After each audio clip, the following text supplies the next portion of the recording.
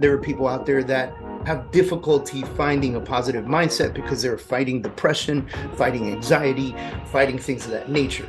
My listeners, my viewers watching this, whatever you believe in, but you have to take the first huge step and fall. It's okay, you'll fail. Hi baby, hop in the Lamborghini. I'm needy, on me only, I'm needy. Hi baby, hop in the Lamborghini. Left for a minute, I did not sweat it. Look at the cash I'm spending. There it goes. Ladies and gentlemen, welcome to another episode of Stroke of Success. As you know, as all y'all know, I like to pull out entrepreneurs that I personally know. Some of them, someone I don't know. Today's guest is someone I've known for 5 years now. What a story has been his journey. I've been watching it from the front seats of his journey. It's been give you guys a little history. I came across David Kurz 2018. He was throwing a mastermind in South Florida for real estate. By the way, something like that never had been done at that time. And even after that, nothing has come close to that. I bought the ticket. I couldn't come. I was so bummed out. First year in real estate. And we started talking and we've been friends over the years. David Kurz, thank you for joining my podcast today, man. Thank you so much. Appreciate you, man. Man, thank you for the invite. You know, I'm so excited to have a conversation with you and reach out to as many people as we can and absolutely see whose lives we can impact together, you know? Exactly. I say if you could do one, and one a day, God is good. David, let's talk about your background, man. Where were you born? I was born here. Not here. I was born in New York. I'm from the Bronx. Born to a Puerto Rican mother, and my stepfather's Ecuadorian, so I grew up in a Latino household. Okay. Which, if you're looking at me right now, there is nothing about me that screams Latino.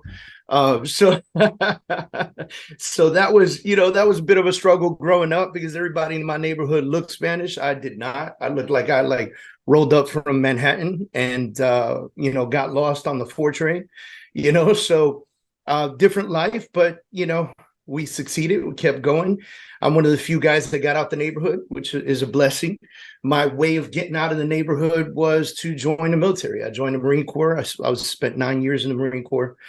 And then after the Marine Corps, I got a regular job, earned my master's degree while I was in.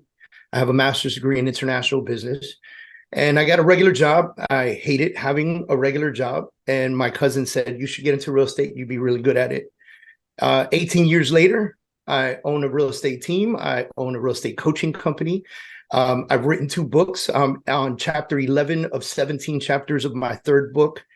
And man, just loving every minute of every day, which is a blessing when when you think about it. I was having a conversation yesterday with someone. They were just talking about how so many people wake up every morning and go to a job or a business that they absolutely just can't stand anymore. And I just feel super blessed that I get to do this. I get to do it with my wife. I get to do it with my brother-in-law. My daughter is murmuring about getting her real estate license. So, That's amazing. God knows what he has in store for us. Sure. So let's go back a second. How old were you when you joined the Marine? Man, I was 19 years old. Okay. I'll tell you the story in short form, but I was in my last year of high school, and I happened to so I moved to Miami when I was in 9th grade. Okay. So my mother and my stepfather got divorced, right? And so I was in 9th grade. I moved to Miami. I did 9th and 10th year. 11th grade was Hurricane Andrew. So I went back to New York. I did school in New York again. Then I came here for the second half of my senior year, and here being Miami. And I never liked Miami as a teenager. It just didn't fit. New York and Miami were way 2 different places in the early 90s. Not anymore. Back then. Not anymore. But in the early 90s, it was very different. It was very different. And I didn't like it. I didn't like being here. I didn't connect with anybody. The clothing was different. The music was different. Everything was just different. And I made a few, like a handful of decent, good friends. And I was up to no good. And, my mom kicked me out the house 17 million times. And, I was back and forth. I dropped out of high school because I found out that I was going to school for 7 credits and I only needed 1.5 to graduate. So the counselor actually sat down. She said, why don't you drop out of school and then sign in to night school and just take the credit in half and you'll be done with a high school diploma. Yeah. And so I took her advice and I did that. I got a job. And man, I was just, honestly, I knew I was up to no good and I knew I needed a kick in the butt, man. And I went to my Wendy's job. The manager yelled at me. I got pissed off and I left as a, knucklehead adolescent thinking I'd run the world, right? Yeah. I went for a little walk around Florida Keys outlet mall. And I don't know why I was walking around the Florida Keys outlet mall because I didn't have no money to buy anything. We were just like, there's just somewhere to go walking. And I was with my friend Sergio, a very good friend of mine. And Sergio and I were walking down the open, corridor there. And two Marines walked by us. And I didn't know what a Marine was. I didn't know the difference between Marines, Army, Navy. I thought everybody was G.I. Joe, And so I looked at them and I was like, damn, those guys look sharp, And I asked Sergio, because Sergio's father was Army. I said, who are those guys? He said, oh, those are Marines. And we both turned around to look at them. And I swear to you, the sergeant that had walked past us, he had stopped in his steps, turned around, crossed his arms, and he waited for us to turn around. It's like he knew, like he looked in my eyes passing by. He knew I had questions. And I turned around and I looked at him and now we're locking eyes. Now I'm freaking out a little bit, right? Because I'm, 18 years old, 17, I don't know what I was. And here's this Marine like staring me down and he goes, you want to talk to me, don't you? And I looked up, I like did a quick rewind of everything that I had been through in my life until that moment. I was like, yes, I do. So long story short, man, that guy got me in and, I started to question saying, maybe I'm choosing the Marine Corps. Maybe that's the wrong decision. Let me go check out Air Force, Navy as I started to learn. Right. And I interviewed everyone else. And the Marine Corps was the toughest of the services. And that's what I needed in my life. Like I knew that if I went to something that was easy, that I can skate through, I wasn't going to change. I needed a change. I needed somebody to really break me down and build me up, if you will. And it worked, dude. I give so much credit to the Marine Corps and what it did for me as an early, human being. And 9 years of it, I earned a master's degree. I didn't pay a penny for. I don't have any student loans. I'm driven every single day. And I learned that by being forced to be driven every single day.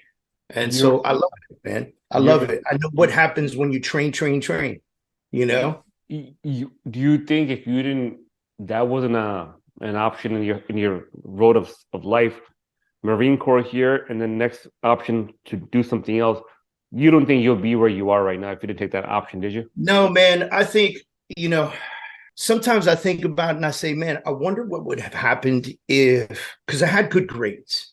Even though I dropped out and I was bouncing from school to school and everything, I was an A student in high school. Like literally my entire life, I was an A student.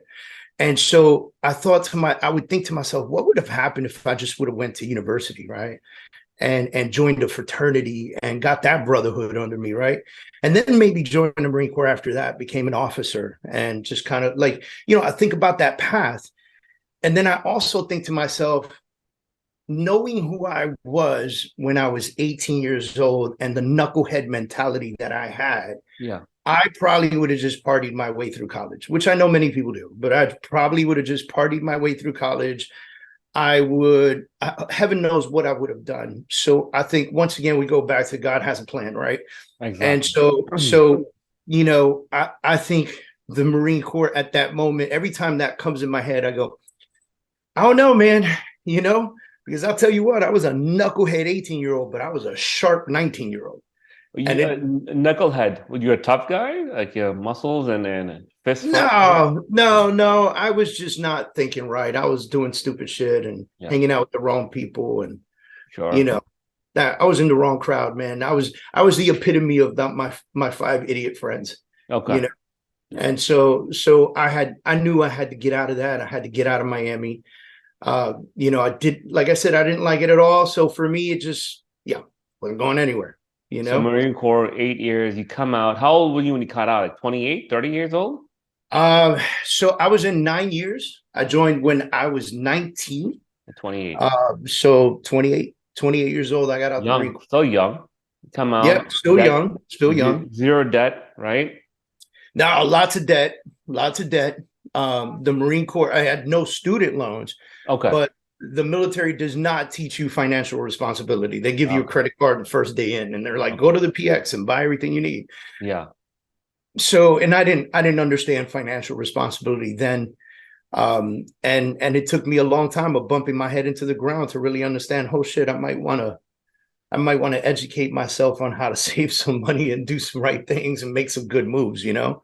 Sure. But I didn't have that mentality. Like I said, I grew up in the Bronx. My mom is an educated woman, but she was busy. And then I left to the Marine Corps, and no one sat you down and said, this is how you balance a checkbook. This is how you don't max out your credit cards. This is how you keep a good credit score. You know, I didn't understand any of that stuff until very late in life. Well, I don't want to say very late in life, but I want to say, you know, till my late 20s, I didn't really pick up on that. So I was in debt when I got out, and I had to work on that for sure. And ended up buying my first house not too long after getting out. Homestead, Florida at the time was blowing up, you know, and so I bought my first house down in Homestead. Blowing up right now. It's still, yeah, it is. But I'm talking about when it was nothing, it became, you know, something, you know, all the gated communities rolled in, you know. Nothing happened back then. Yeah, you're right. So you get out, so what type of job did you get when you came out of Marine Corps?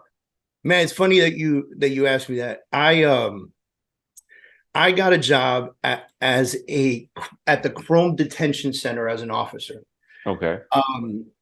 And I was back in uniform, but this time I'm sitting in a cell with 80 criminals that are in process of deportation. Wow. And the door's locked from the outside. And the day that I decided to quit, I walk into the captain's office.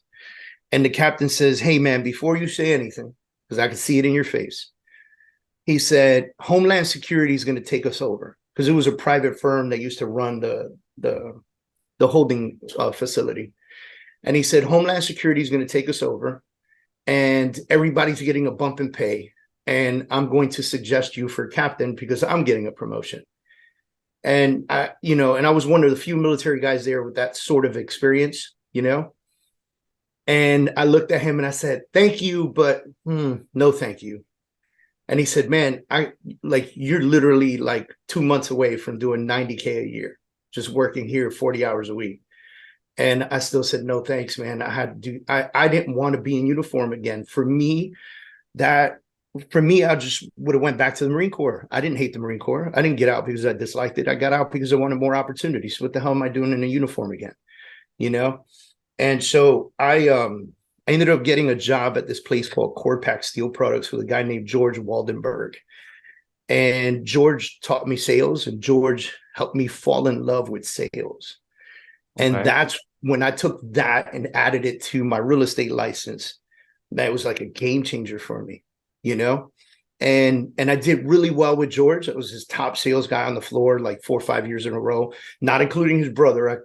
I always say that. So his brother was the beast, but the sales floor didn't compare themselves to Edel. Okay. Yeah. And, but I was number one guy on the sales floor, and an opportunity for sales manager came up, and I went in and asked to be interviewed for the sales manager position. And I was told that they would not offer me the sales manager position because I was too good on the sales floor.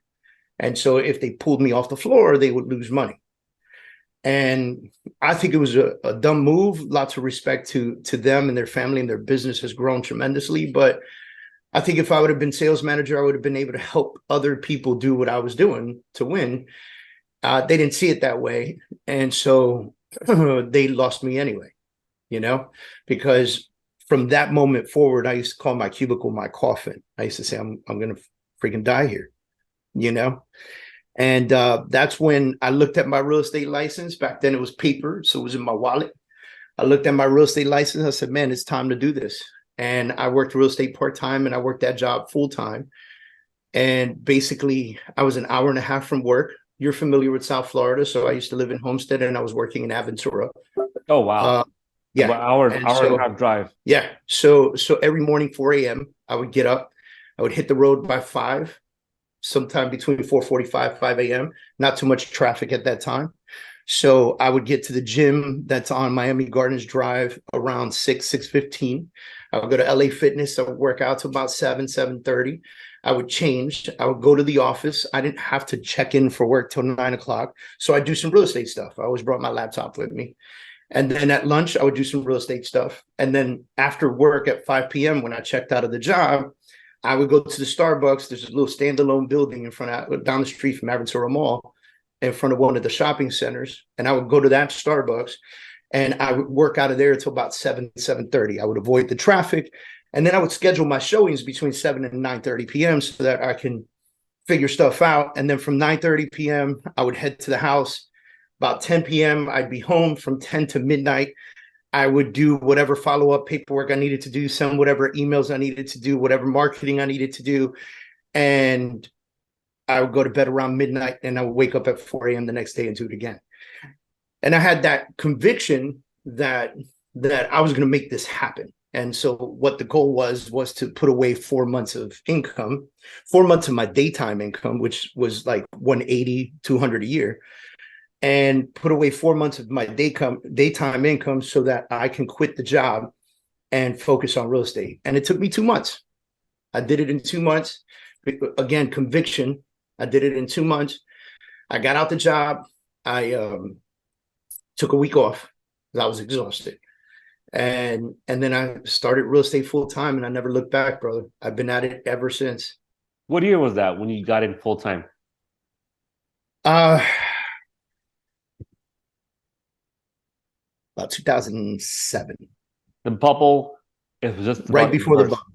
Right before the bubble burst. Yep. So I had been doing it part-time anyway. Then I got in full-time and then the bubble busted. And then I became the short sale king of America because I refused to go find a job again. So I became the short sale king of America, and I had, I closed 60 plus short sales the first year of the bubble blow up, And again, just conviction. Like I am not suiting up again and going back to the sales floor. Talk to me about that. What I want to do. Let's unpack that 1 second. So, David, one thing about you, man, from day one, I saw your branding, I saw your interviews, met you the first time face to face, read your book also. A lot of mindset jumps at me, man. Mindset, strong mindset. Use a conviction.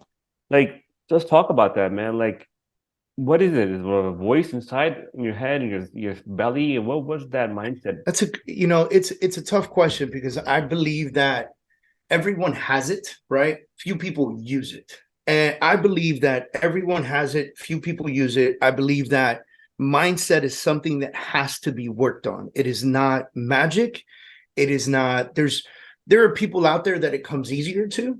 I can agree with you on that. There are people out there that have difficulty finding a positive mindset because they're fighting depression, fighting anxiety, fighting things of that nature. So I'll tell you something that no one knows about me. I have PTSD from the military. And so I fight all the same shit. So for me, with my personality, I think to myself, if I can do it, anyone can do it. Right? Yeah. And I think mindset comes from a place of decision making. I think sometimes you have to make decisions in your life and then you have to follow through on those decisions. It's no different than, being in a sales job and following up with a client until they buy.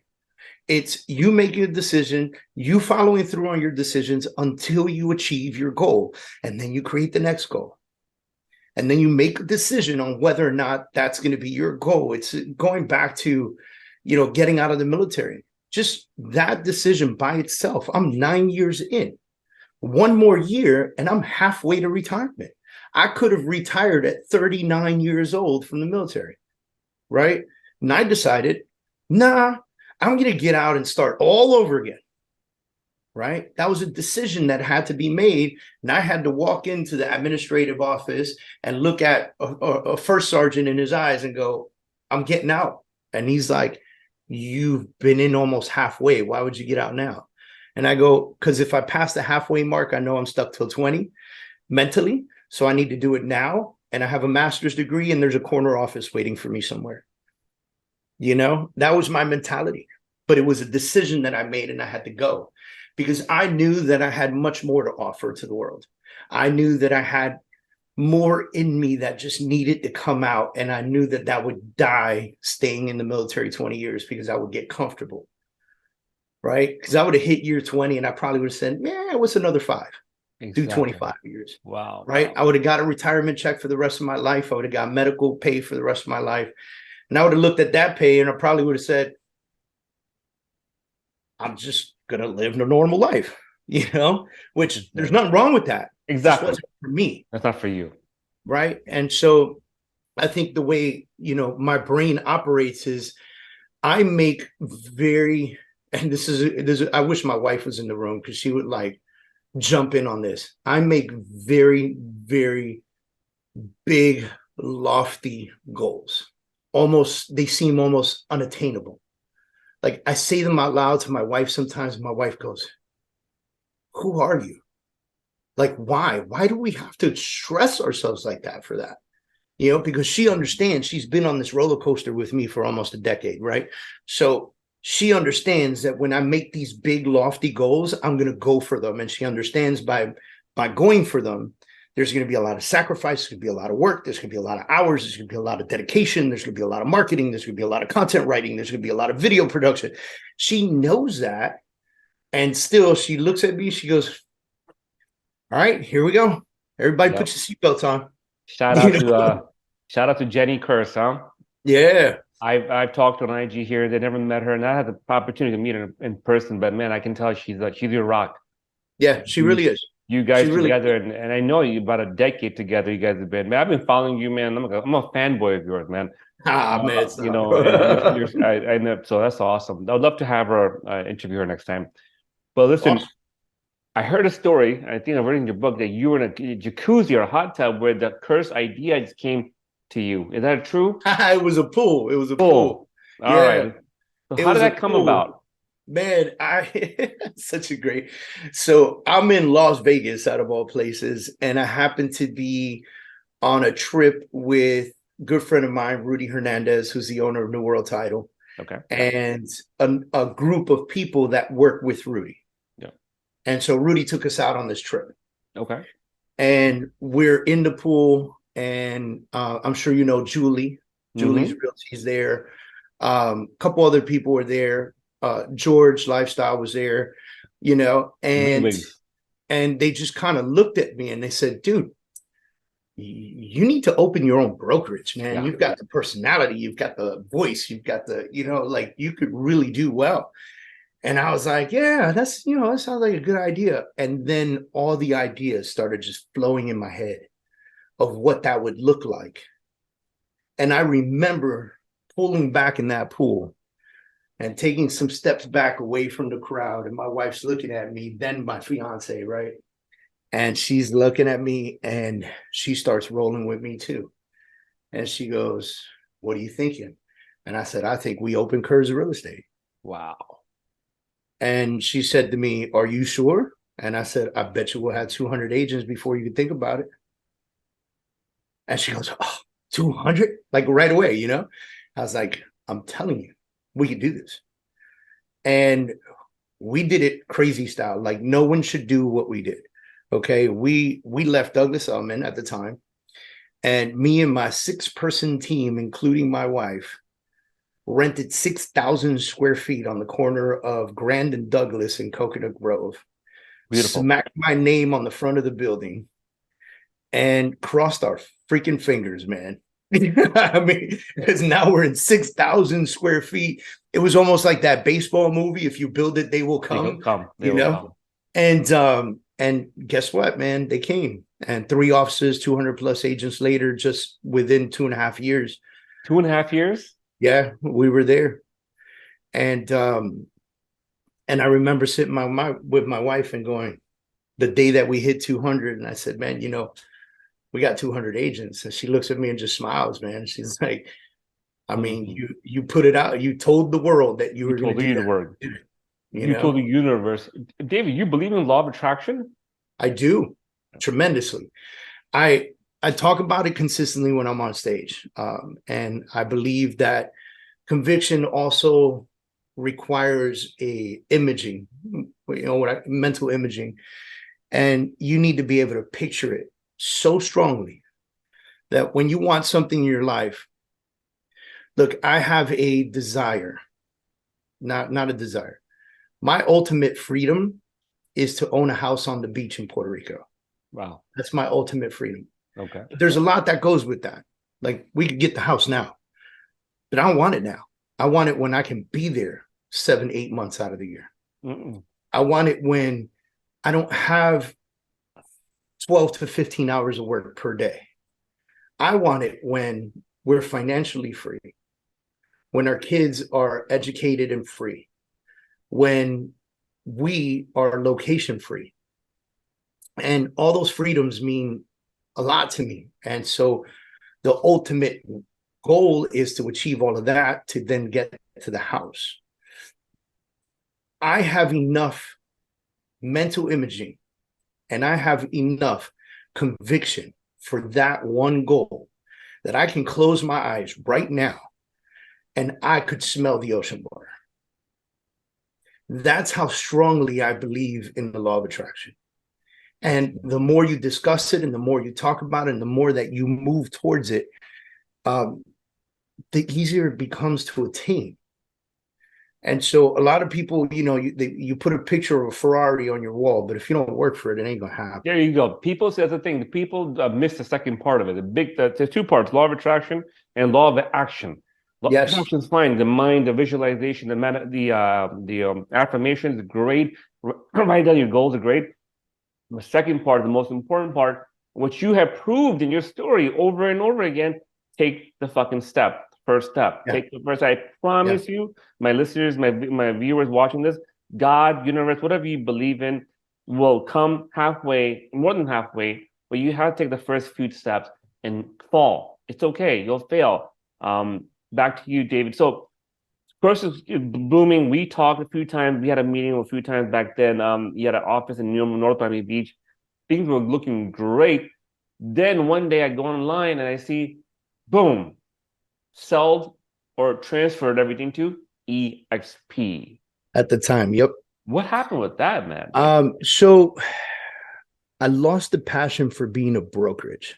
And so what I always imagined was that I would be able to be in front of more agents by owning a brokerage, that I would be able to coach and train more agents into success, that I would be able to host classes and masterminds and sessions and things of that nature.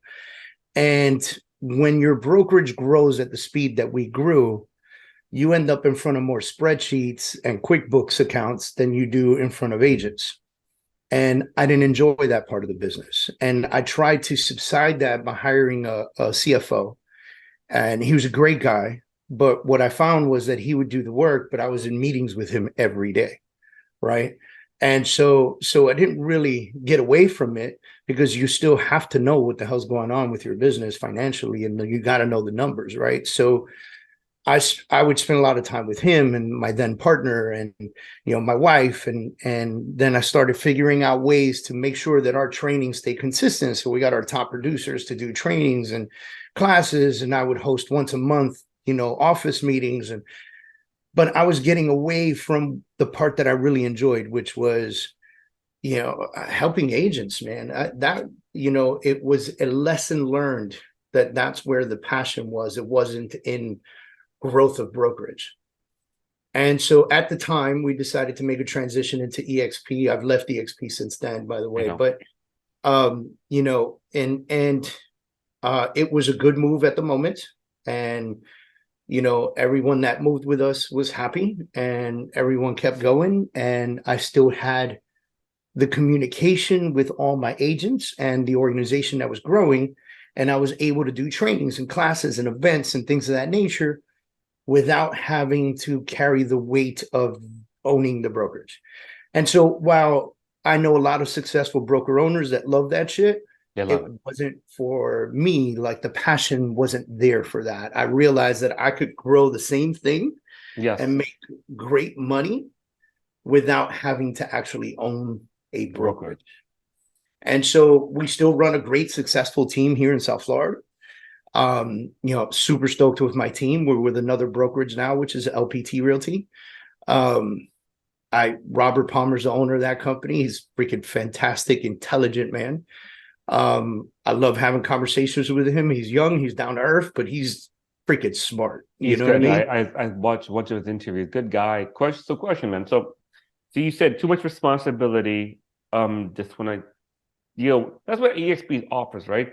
EXP said, hey man, you have this overhead, you have all this stuff, let that go. Come over here under our umbrella, and we'll take it over, and you can go back to what you were doing. Good.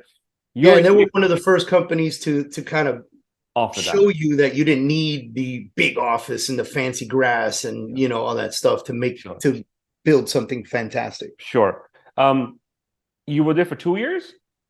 Almost 3. 3. Okay. Something had to happen. You didn't go into detail, but in summarizing, what was the experience that you say, you know what, thank you, but no thank you, I'm going to go somewhere else? I think it's actually nothing on their part. I think when I left the LPT, I got a call by this lady named Tracy, who was Robert Palmer's right hand, and she kept trying to invite me to a dinner that I kept refusing. And I just did not want to go. And one day I asked her, I said, Tracy, is this a recruiting thing? She said, yes, it is. And I said, Tracy, I am unrecruitable. Because that's how I felt. Yeah. I was okay where I was making great residual income. And I told her I'm unrecruitable. I wouldn't even know how to move all the people that I have, And she said, cool, come to dinner anyway. Dinner's on us. What do you? And I called my wife and she says, babe, what's the worst thing that can happen? You sit down and have dinner with a billionaire, right? Like, what's the worst thing that could happen at that dinner? Sure. It's like, you know what? You're right, man. Let me not say no to potential growth and opportunity. And so I called Tracy back. I said, Tracy, listen, I know you're trying to invite me to a fancy ass sushi restaurant. I am a jeans, t-shirt, a ball cap. That's the kind of guy I am. I am not going home to change because I'm closer to you than I am to my house. And she said, cool. Come on over to dinner. And so I shot there to dinner, chip on my shoulder, jeans, sneakers, t-shirt, ball cap. Robert Palmer shows up in a Sprinter. He gets out the Sprinter. He's wearing shorts, flip-flops, and a t-shirt. And I'm like, okay. Chip instantly melted, sure. Right? Because what chip do I have now? You know? So then I said, the next chip starts building. I'm unrecruitable. But I'm going to make the best out of this dinner. So I'm going to sit right next to Robert so I can speak to him, ask questions, like just go in. And 4 hours later, I got in my car and I called my wife and she goes, hey, how was dinner? And I go, oh shit. And she goes, what do you mean? And I go, we got 2 choices. Either we move and we lead the charge, or someone else moves and takes all our people and we follow the charge.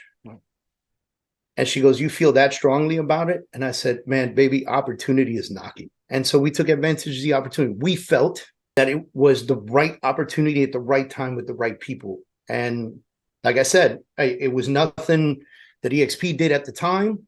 It wasn't that they pushed me away. It wasn't that it was a bad company. It wasn't that it wasn't working for me, because it was. But after that dinner, I just couldn't see how I could walk away from that and say no, and then just watch it grow without me. I needed to be a part of that. And I'm in almost a year. July will be a year. And super stoked. Honestly, super stoked. Opened up many other doors. Opened up the opportunity for the coaching company, which we launched. I've coached for 10 years. I just never had a coaching company, right? Like someone would call me and say, hey, can you coach me? Sure, we can do that.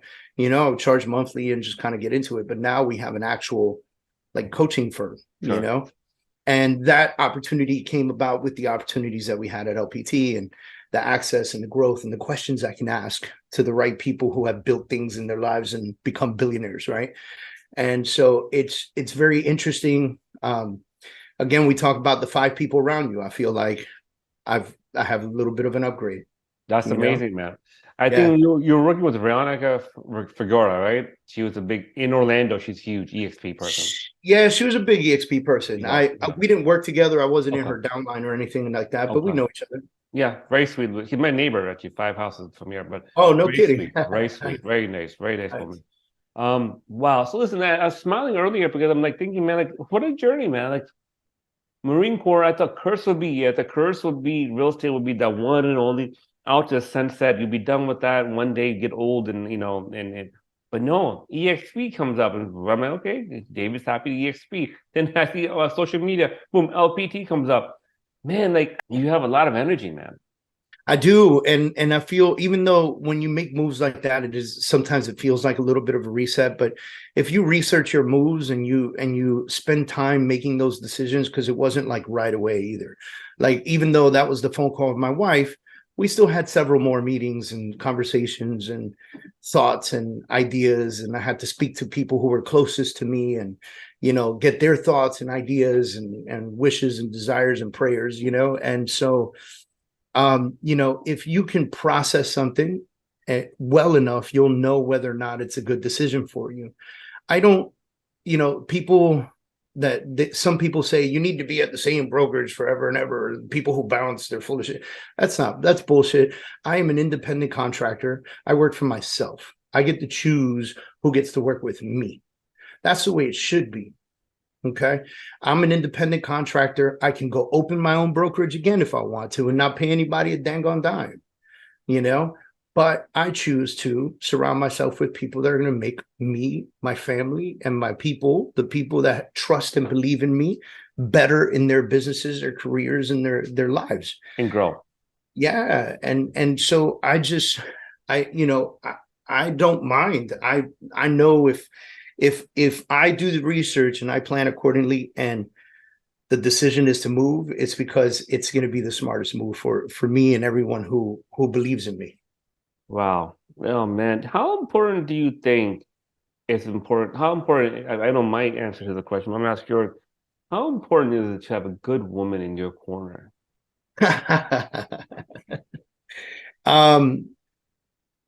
Man, I was on stage not long ago, and on the stage I said, if you are working hard every single day in your business and you go home and you are ridiculed for it, you might want to consider a divorce. Wow.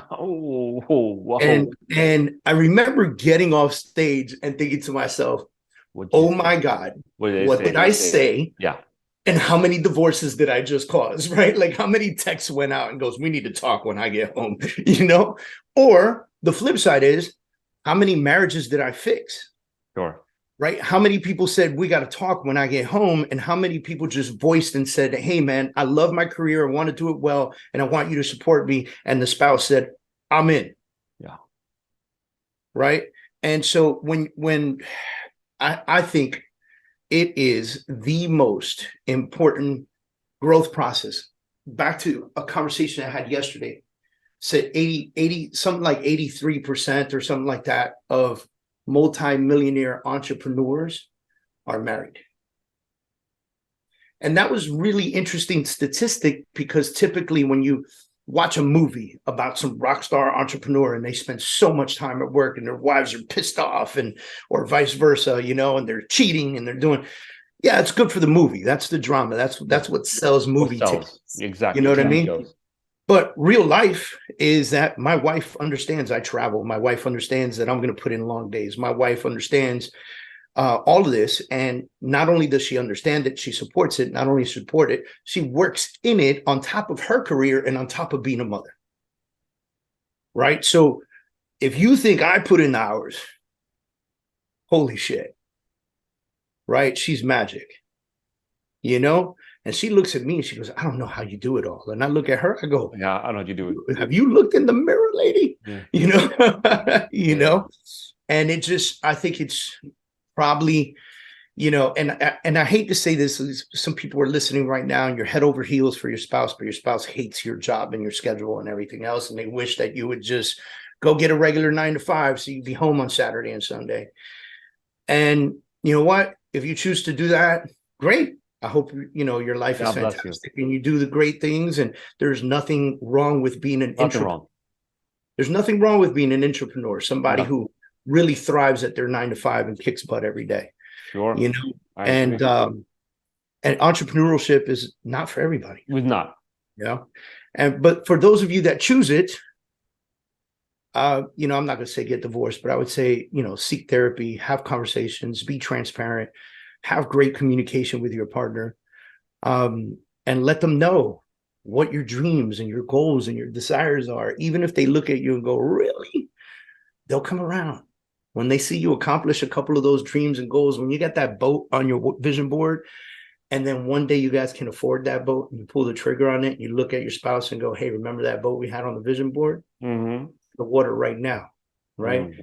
Then things start to click in your relationship, I agree.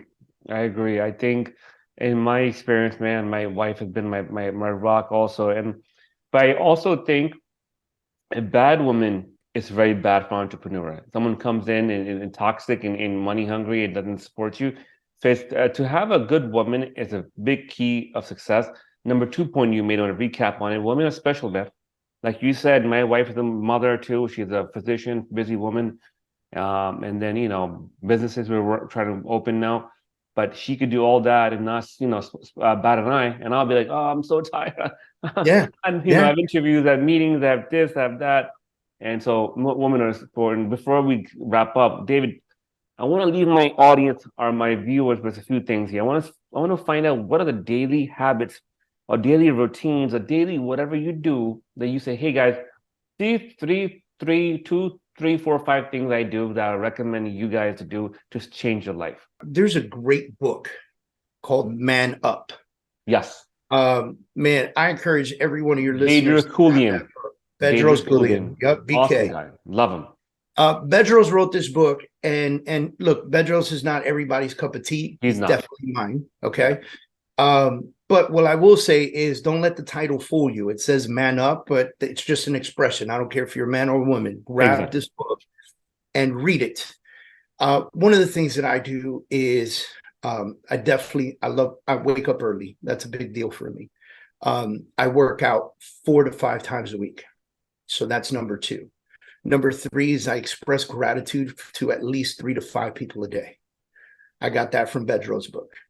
Right, he does that first thing in the morning. By the way, so he's the jerk that texts you at 4 a.m. and then when you grab the phone, he's telling you how much he loves you. So wake up early. Take care of yourself first. Number 2, I said I work out every day. You got to take care of yourself first. I think that a lot of people put other people in front of them first, the spouse, the kids, the this, the that. Problem is, if you don't take care of yourself, you can't be there for any of them. So you got to take care of you first. You got to fuel your body well. You got to work out well. You got to make your heart pump and your brain think, right? And then, like I said, number 3, I express gratitude on a daily basis. I've tried journaling. It's not my favorite thing to do, right? But I think the way I journal the best is I express myself in weekly emails. I express myself in videos. I express myself in podcasts. I express myself on Facebook and social media and things of that nature. And that's my way of journaling because I don't really hide a lot of stuff. I'm very honest and upfront with the stuff that I do. Right. Yeah. And then I would say finally, I sacrifice a lot of time with family to build the things that I want to build. And recently I've made a conscious decision to find ways to spend more time with my family. Specifically, first, my wife, because although she works from home and I work from home and we're in the same business, we're not necessarily spending time together. No. And the funny part is when we do go have a glass of wine together, we're still talking about work. So, but we're spending time together. We're focused on each other. And then my kids, my kids are both in volleyball. The 2 little ones are in volleyball. My big one is starting fall semester at Miami-Dade. And so I want to be there for them. So I made more of a conscious effort to spend time with them. So when I travel, right, like I'm traveling to speak in Austin, the event is on a Thursday, right? I'm leaving Wednesday and coming right back Friday morning. Because I do have the choice to leave Wednesday morning and stay through Saturday and have as many meetings as possible, Problem is, if I stay through Saturday, I might miss a volleyball tournament. So I try to get back Friday. I do Shabbat with the family. Saturday morning, we're at a tournament somewhere, you know? So family time has become really important to me over the years. And you know, I have a 26-year-old who I worked my butt off most of her life. And my 23-year-old's the same exact way. And she's the one starting school. She lives with me.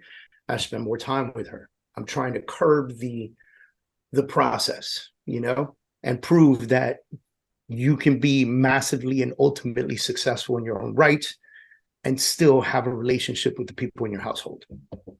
That's insane, man. That's beautiful. Before I let you go, man, I remember the first time we met, I saw you had a lot of nice suits on and showing properties to, you know, Brickell people. And now, bro, suddenly in 5 years of our friendship, I see, you know, badass muscle, the beard, the motorcycle, the boots, the jeans. I mean, tell me about that quickly. You found. Oh man, I think it's a journey. You gotta, you know, you're gonna find yourself, and you know, you're gonna find that being you is the best way to be. You know, I love wearing a nice suit. Don't get me wrong. Me too. I just felt like an idiot when I was showing houses, walking around the backyard in nice shoes, a big suit, and I would be drenched in sweat the whole time. That's not sexy. South Florida. You know, we sell property in Florida. If I was working in Manhattan, probably wear a suit every day. Different. New Jersey. But I'm not. I'm working in Miami. And so, you know, a nice t-shirt, jeans, some shoes, a nice blazer on that t-shirt, you know, goes a long way. And you could take off the blazer, be in a t-shirt, be comfortable, airy, and not look like a sweaty ball of human, you know? So I think there's that. There's also the fact that, you know, I was in the Marine Corps for a long time. I was never allowed to grow a beard. And then it grew. I decided to grow it out, and it came out, and it was beautiful. So I decided to keep it. That's awesome. It looks good on you, man. I love my beard, man. And Harleys, man, I always wanted a Harley. I used to ride fast bikes back in the day.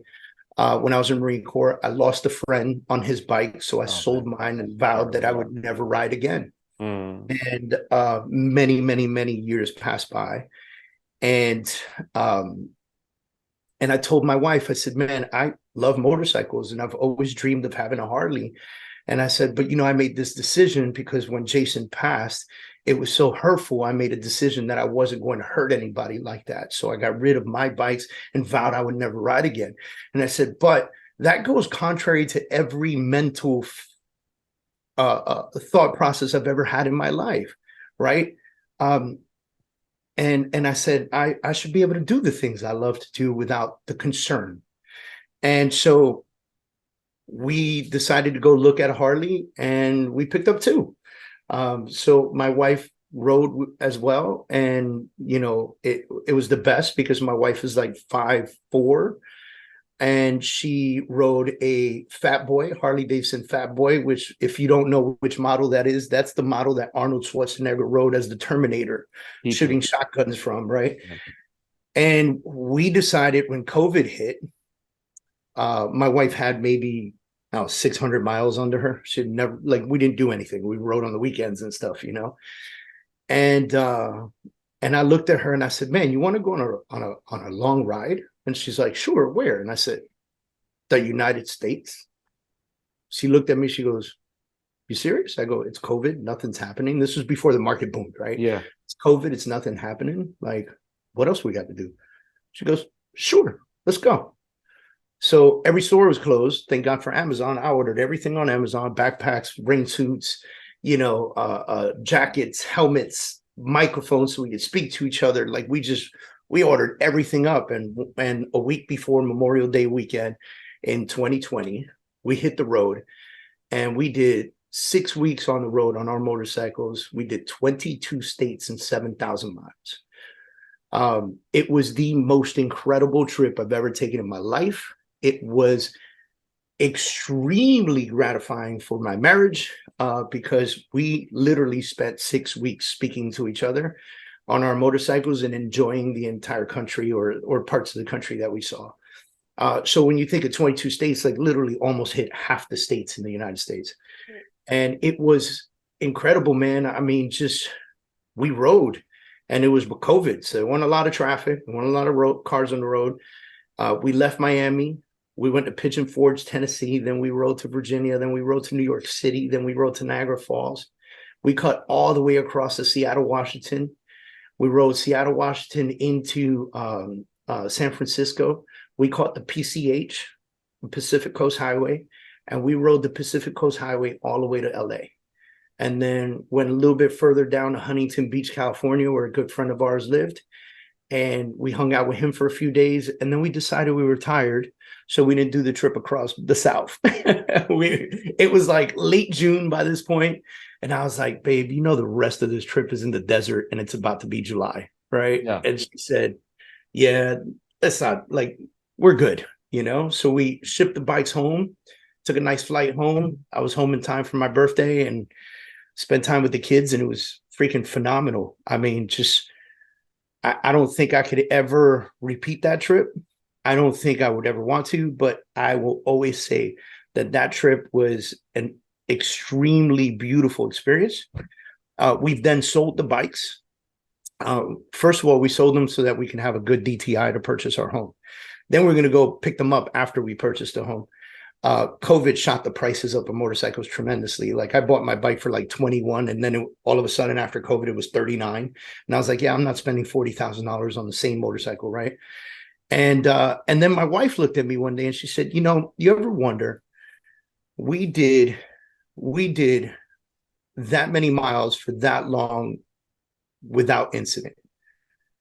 And she said, maybe we just leave it alone, right? Like, maybe we just leave it alone. Maybe we just, you know, maybe God gave us what we wanted. And when we sold the bikes, he was like, okay, good move. And then maybe going to pick them up again is probably not the right step, right?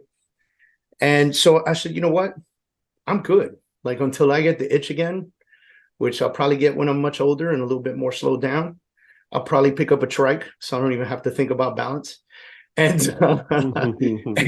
and we'll do another nice ride. You know, I told him I do want to do a ride from Chicago to Malibu, take 66 all the way across. That I think would be insanely incredible. You know, Did it rain? oh man, it rained, I can imagine. it hailed, we had strong winds, we had strong sun, we had cold days, we had super hot days. It was pretty intense. There was like 2-3 days in a row where we were riding the motorcycles at an angle because the wind was blowing against us. And if we would have stayed straight, it would have blew us over. So we had to push into the wind to ride straight. Oh man. Yeah, there were days that we would pull under a bridge because we could see the clouds, change into a rain suit, you know, put the rain suit all over our clothes, tighten everything down, you know, put the booties on so the boots don't get soaked, and get back on the bike, and we ride through the rain. Oh man, that's so yeah, cool. and I mean, we rode through some heavy duty rainstorms. I mean, when we got to the northwest, elevation changes within miles. So there were days that we would be just in our jackets, and then an hour later we were wearing the heavier jacket, and then an hour later we were in the rain suit, and then an hour later we were in the heavy jacket again, and then like an hour later we were back in the regular jacket, you know, because the weather changed so many times in one day going up and down the mountains. And it was hilarious. We stopped, I think it was in I think it might have been Utah, and we stopped at this gas station, like top of the mountain. There's a goat crossing the street, you know, and we stopped. We're freezing. And we go into the gas station, we're getting hot chocolate, and we start talking to the lady that's there. She, you know, she's telling us about her land and that they have moose and, you know, things of that nature. Anyhow, I said, man, it's so cold right now. And it's like late June, you know, or middle of June. And she goes, oh, don't worry, hon, in 45 minutes, this could be hot again.